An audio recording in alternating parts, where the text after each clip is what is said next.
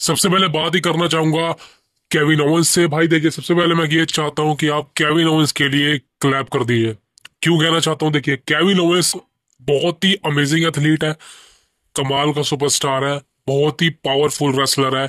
और जितना Kevin Owens का वेट है, आई नो कि वो अनफिट है, लेकिन भाई आप खुद सोचिए, अनफिट होने के बाद भी केविन ओवेंस एक इतने अच्छी तरह से रेसलिंग करता है कि आप मेरी बात से एग्री करेंगे। आई थिंक अगर मैं 10 में से 10 किसी को देना चाहता हूँ, वो केविन ओवेंस ही होगा।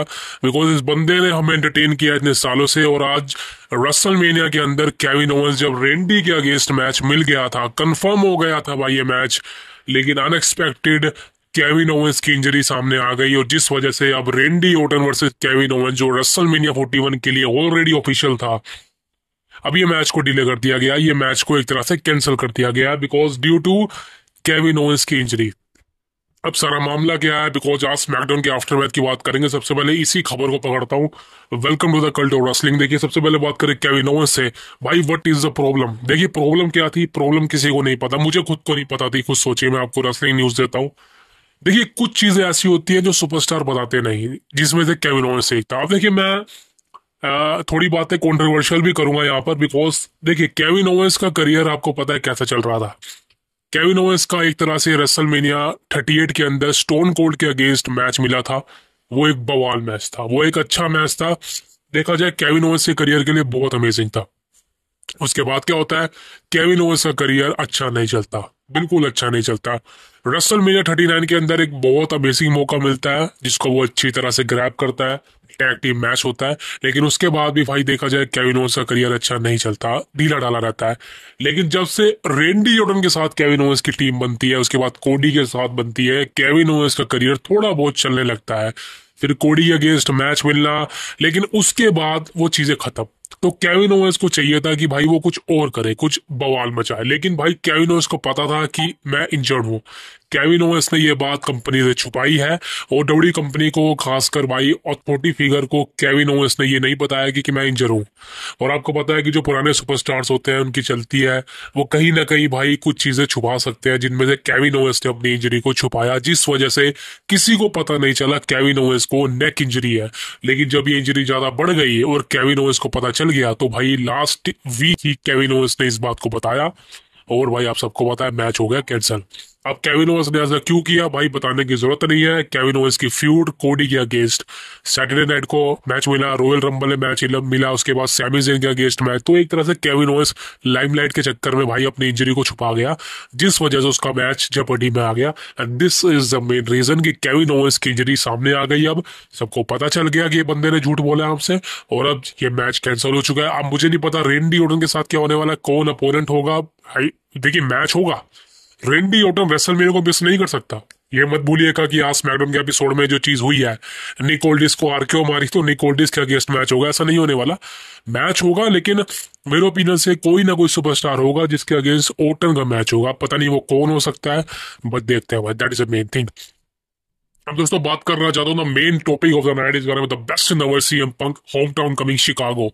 देखिए, शिकागो के अंदर शो था, और सीएम पंक के चैट्स ने बवाल मचा दिया। सीएम पंक और पॉल हेमन की सेगमेंट इतने समय के बाद होती है, और आई थिंक बवाल सेगमेंट थी। दोनों ने एक दूसरे के साथ इमोशनली कनेक्ट हुए, एक दूसरे के बारे में बात करी, और वही चीजें होती है जो हमें पता होनी चाहिए थी, लेकिन नहीं पता थी। व्हाट इज द फेवर, जो सस्पेंस बना हुआ था वो पता होना चाहिए था। लेकिन आज फाइनली दोस्तों, मेन इवेंट के अंदर सीएम पंक ने वो सस्पेंस बना दिया, वो सस्पेंस बता दिया, सॉरी, कि भाई वो था। What is the favour, favour मैंने आपको बता दिया था। वो फेवर क्या होने वाला है, पॉल हेमन सीएम पंक की साइड होंगे, यानी कि पॉल हेमन सीएम पंक के साथ रियूनाइट होने वाले हैं रेसलमेनिया के अंदर, यानी कि पॉल हेमन सीएम पंक के साथ उनका साथ देंगे रेसलमेनिया के मैच में। अब रोमन रेंज की छलियां उड़ गई भाई। रोमन रेंज को भाई देखा होगा, शिकागो के अंदर कोई रिस्पॉन्स नहीं मिल रहा था, बिकॉज जब सीएम पंक आता है तो भाई सारे चैट सीएम पंक के ही मिलते हैं। तो आप समझ सकते हो, there is no is there is only best in the world CM Punk. और भाई आज मेन इवेंट के अंदर सीएम पंक ने इस बात को क्लियर कर दिया कि पॉल हेमन, मुझे तू चाहिए भाई। Paul Heyman is the man that I want it, and right now दोस्तों, मैं आपको बताना चाहता हूँ, Paul Heyman and that is अब रेसलमेनिया में तो मैच होने वाला है। मैच की एंडिंग क्या होगी आप सबको पता है। सारी स्टोरी लाइन सीएम पंक के साथ है, फेवर में है। पॉल हेमन भी आ चुका है भाई। अब और क्या बताऊं मैं आपको इस मैच में कौन जीतेगा। ये मैच ही सीएम पंक के लिए हो रहा है, सीएम पंक को एक मोमेंट देने के लिए मेन इवेंट ऑफ रेसलमेनिया के अंदर। और रोमन रेंस को जीटीएस मारी, कमाल की जीटीएस थी आज शिकागो के अंदर। अब दोस्तों रेसलमेनिया में सबको पता है कौन जीतेगा, लेकिन आप ये बात सोचिए कि ये फ्यूड का एंड होने वाला है। फ्यूड की शुरुआत होने वाली है CM Punk versus Roman Reigns, और ये समर स्लैम में होगा मैच, ये बता चुका हूं मैं आपको। और वहां पर दोस्तों वही चीजें होने वाली है जो रोमन रेंस और ब्रॉक लेसनर के समय हुई थी। समझ सकते हो वही चीजें यहाँ पर होने वाली। लेकिन फर्क सिर्फ ये है कि जो पॉल हेमन था वो ब्रॉक लेसनर को धोखा दे सकता था, लेकिन जो सीएम पंक है वो भाई ब्रॉक लेसनर से बहुत ज्यादा ऊपर है। चाहे सुपरस्टार लेवल की बात करें, चाहे पॉल हेमन काय की बात करें, तो पॉल हेमन सीएम पंक के साथ कंफर्म है। और रोमन रेस का क्या होगा भाई वो तो आप ही जानो, वो तो कोई नहीं जानता भाई। लेकिन रोमन रेस के लिए चीजें खत्म हो चुकी हैं। मैं पहले से कह रहा था भाई पॉल हेमन को रोमन रेस से अलग कर दो। आई थिंक वो पहले हो जाना चाहिए था, लेकिन चलो जो चीजें आप दे रहा है दुरुस्त है। लेकिन फाइनली दोस्तों सीएम पंक बवाल मचाने वाला है रेसलमेनिया के अंदर। And this is the main topic कि अब इस मैच के अंदर बहुत मजा आने वाला है। आई थिंक मैं कहना चाहता हूं दिल से, आप मेरी बात से एग्री करेंगे, CM Punk Roman Reigns versus Seth Rollins, ये triple threat match WrestleMania night 1 का मेन इवेंट है भाई।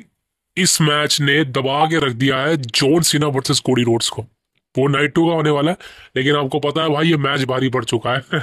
सो क्या पता नाइट 2 का हो जाए। Close the show, that is a biggest thing. अब दोस्तों मैं आपसे मिलूंगा कल की वीडियो में, तब तक के लिए भाई सब्सक्राइब कर सकते हैं। Thank you very much, see you next.